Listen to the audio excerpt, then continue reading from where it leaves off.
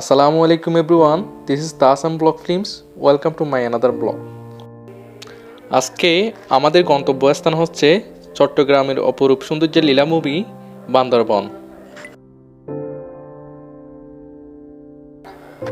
আমরা এখন কক্সবাজার বাস স্টেশনে এসে পৌঁছেছি।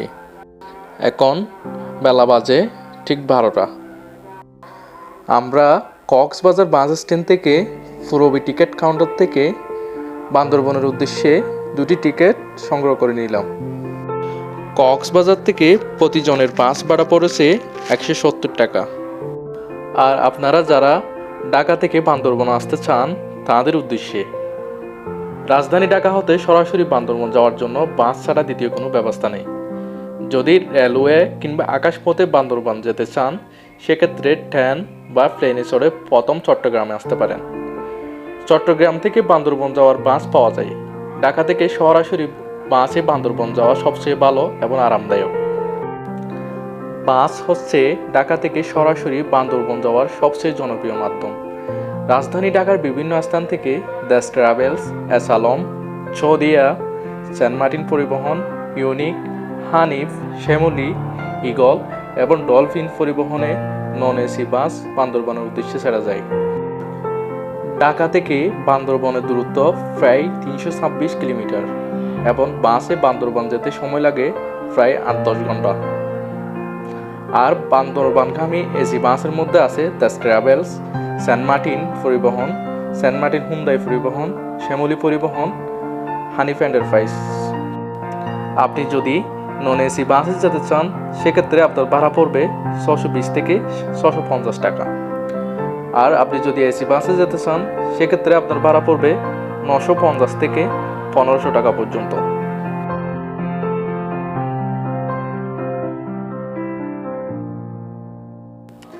আমরা বান্দরবন শহরে পৌঁছানোর পর বান্দরবন স্টেশনের খুব কাছেই অবস্থিত হোটেল হিলটন নামক হোটেলে আমরা রুম বুকিং করি। যদিও হোটেল বয় রুম গোছানোর আগে আমরা ভিডিও ধারণ করি সেক্ষেত্রে রুমটি অগোছালো মনে হবে। পরবর্তীতে রুম গুছিয়ে দেওয়ার পর সব কিছু ঠিকঠাক ছিল এবং পরিষ্কার পরিচ্ছন্ন মনে হয়েছে। অল্প শীত পড়ায় আমাদের মনে হয়েছে নন এসি রুমই আমাদের জন্য বেটার হবে। রুমের সাথে ছিল অ্যাটাচ একটা ওয়াশরুমে ছিল একটি ইংলিশ টয়লেট এবং একটি বেসিন। অল্প বাজেটের মধ্যে আমার রুমটি যথেষ্ট খোলামেলা এবং অনেক বড় মনে হয়েছে। রুমে রয়েছে অত্যাধুনিক ফার্নিচার এবং টেলিভিশন। রুমে রয়েছে একটি ব্যালকনি যেখানে দাঁড়িয়ে আপনি স্টেশনের ভিউ দেখতে পাবেন। আমাদের দুজনের রুম ভাড়া পড়ছিল 1600 টাকা। আপনাদের সুবিধার্থে আমি তাদের যাবতীয় ইনফরমেশন আমার ভিডিওর ডিসক্রিপশন বক্সে দিয়ে দিচ্ছি।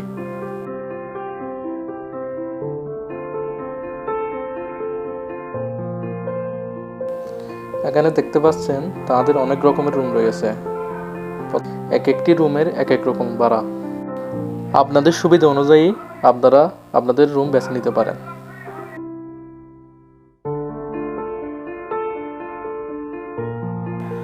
আমরা বান্দরবন শহরের পাশে মেঘলা পর্যটন কেন্দ্র দিয়ে আমাদের ট্যুর শুরু করতেছি। মেঘলা পর্যটন কেন্দ্রটি বান্দরবন শহরের প্রবেশদ্বার বান্দরবন কেরানীহাট সড়কের পাশে অবস্থিত। বান্দরবান জেলা শহরের প্রবেশের 5 কিলোমিটার আগে মেঘলা পর্যটন এলাকাটি অবস্থিত। মেঘালয় চিত্র বিনোদনের বিভিন্ন উপকরণের মধ্যে রয়েছে চিড়িয়াখানা, শিশু park, safari park, paddle boat, cable car, উন্মুক্ত মঞ্চ ও চা বাগান। এখানে সবুজ প্রকৃতি, লেকের স্বচ্ছ পানি আর পাহাড়ের চূড়ায় চড়ে দেখতে পাবেন ঢেউ খেলানো বান্দরবনের নয়াবিরাম দৃশ্য। বেশ কিছু উঁচু নিচু পাহাড় দ্বারা ঘেরা একটি লেককে ঘিরে গড়ে উঠেছে মেঘলা পর্যটন কেন্দ্র। ঘন সবুজ গাছ আর লেকের স্বচ্ছ পানি পর্যটকদের প্রকৃতির কাছাকাছি টেনে নিচ্ছে প্রতিনিয়ত। মেঘলা পর্যটন কমপ্লেক্সে জনপ্রতি প্রবেশ ফিস হচ্ছে 50 টাকা এবং গাড়ির পার্কিংয়ের জন্য 150 থেকে 200 টাকা নেবে। চলুন আমরা মেঘলা পর্যটন কেন্দ্রের অপরূপ সৌন্দর্য উপভোগ করি।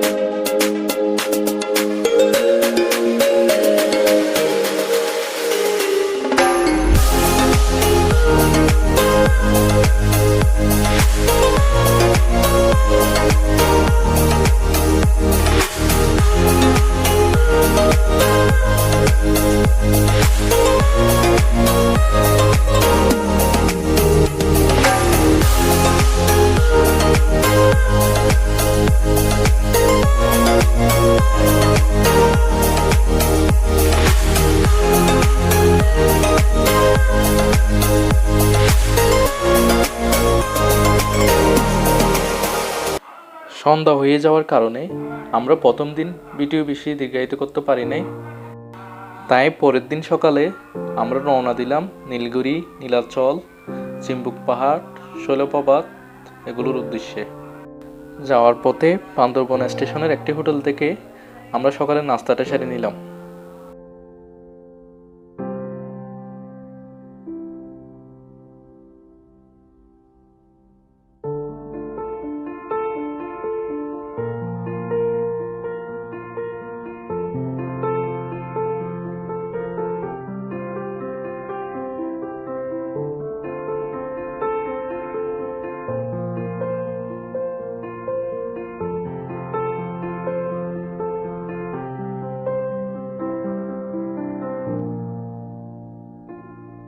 নীলগিরি যাওয়ার জন্য হোটেল হিন্টনের পাশে আপনারা অনেকগুলো চাঁদের গাড়ি লক্ষ্য করবেন।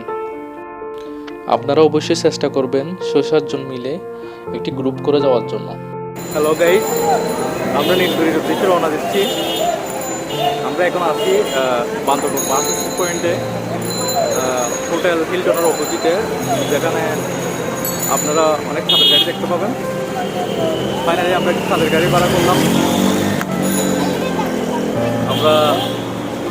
আমরা যাচ্ছি হচ্ছে 4 জন, ভাড়া নিচ্ছি 3000 টাকা। 3000 টাকার মধ্যে সব কিছু ইনক্লুড থাকবে আপনার। আমরা এখন রওনা দিচ্ছি নীলগিরির উদ্দেশ্যে। যাওয়ার পথে আপনারা আমাদের সাথে থাকবেন।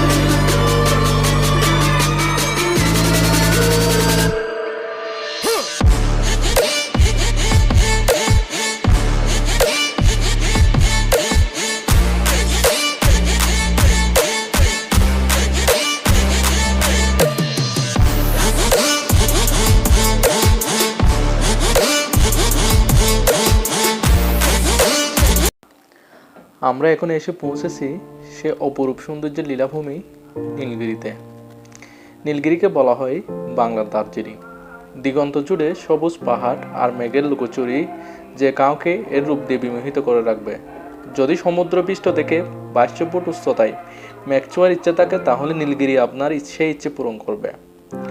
নীলগিরি পাহাড় চূড়াতে রয়েছে সেনাবাহিনীর পরিচালিত বাংলাদেশের সবচেয়ে সুন্দর পর্যটক কেন্দ্রগুলোর একটি নীলগিরি পর্যটক কেন্দ্র। বান্দরবান জেলা সদর থেকে প্রায় 50 কিলোমিটার দূরে 2200 ফুট উঁচু পাহাড়ের নাম নীলগিরি। নীলগিরি থেকে চারপাশে চোখ মেলে তাকালে সারি সারি মেঘের পাহাড়ে আঁচড়ে পড়া ও প্রাকৃতিক অপার সৌন্দর্য আপনাকে বিমোহিত করবে। নীলগিরির চূড়া থেকে পাহাড়ের সারির পাশাপাশি আকাশ পরিষ্কার থাকলে আপনার চোখে পড়বে বগা লেক, কক্সবাজার সমুদ্র সৈকত এবং চট্টগ্রাম বন্দর ও সাঙ্গু নদী। চলুন দেখে আসি নীলগিরির অপরূপ সৌন্দর্য।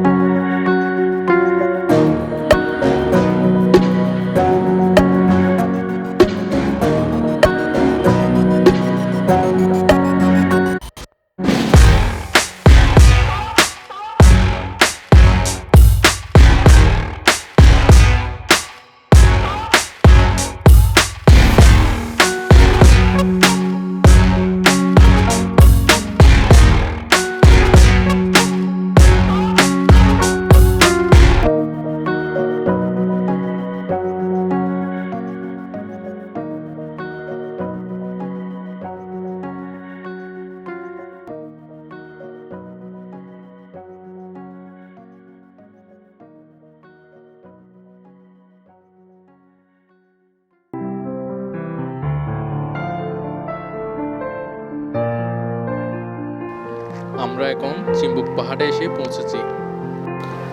বাংলার দার্জিলিং খ্যাত চিম্বুকের পরিচিতি অনেক পুরনো। পাহাড়ের এই দৃশ্যটি অতি চমৎকার। এই পাহাড় থেকে সূর্যাস্ত এবং সূর্যোদয়ের দৃশ্য যে কোনো পর্যটককে মুগ্ধ করে। বাংলাদেশের দ্বিতীয় সর্বোচ্চ চিম্বুক পাহাড় বান্দরবনের অন্যতম আকর্ষণীয় স্থান। বান্দরবান সদর থেকে 26 কিলোমিটার দূরে এই পাহাড়টি সমুদ্রে 2500 ফুট উঁচুতে অবস্থিত। আসার পথে লক্ষ্য করলাম আমাদের ড্রাইভার একজন পাগল অসহায় লোককে খাবার দিচ্ছেন।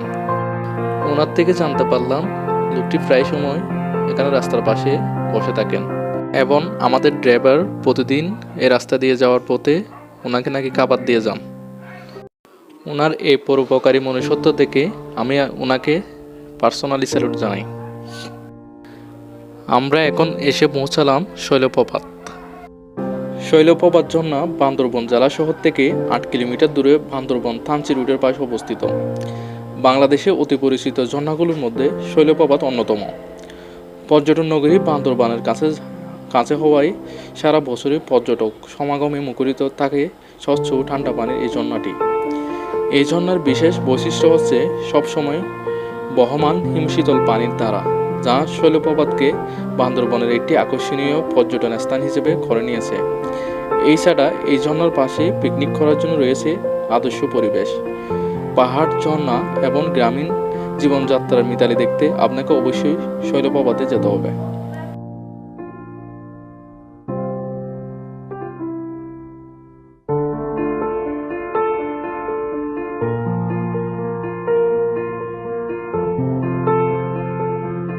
শৈলপ্রপাতে অল্প কিছুক্ষণ সময় কাটানোর পর আমরা এসে পড়লাম অপরূপ সৌন্দর্যের লীলাভূমি নীলাচলে।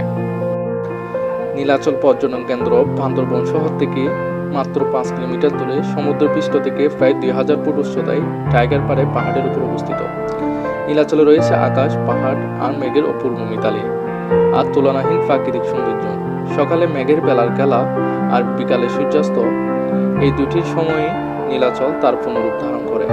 নীলাচল থেকে পুরো বান্দরবন শহরকে দেখা যায়, আবার মেঘমুক্ত আকাশ থাকলে দূরের কক্সবাজার সাগর সৈকত হাতছানি দেয় পর্যটকদের। পাহাড়ের আঁকাবাঁকা রাস্তা সমানভাবে বিমোহিত করে পর্যটকদের। নীলাচলে বর্ষা, শরৎ আর হেমন্তকালে হাতের মেঘে মেঘ খেলা করে। নীলাচলের এক এক স্থান থেকে এক এক রকম প্রাকৃতিক সৌন্দর্য উপভোগ করা যায়। আগত পর্যটকদের নীলাচলের রূপ অবলোকন করার সুবিধার জন্য এখানে রয়েছে কয়েকটি বিশ্রামাগার ও রিসোর্ট। নীলাচলের পর্যটকরা সাধারণত সূর্যোদয় থেকে সূর্যাস্ত পর্যন্ত থাকতে পারে। পরবর্তীতে শুধুমাত্র যারা রিসোর্টে রাত্রি যাপন করেন তাদেরই থাকার অনুমতি মিলে। যদি মেঘের দেখা পেতে চান তবে খুব সকালে যেতে হবে নীলাচল। খুব তাড়াতাড়ি সন্ধ্যা নামিয়ে আসার কারণে আমরা ব্লগটি আর দীর্ঘায়িত করতে পারলাম না। এখন আমরা আমাদের হোটেলের উদ্দেশ্যে রওনা দিব।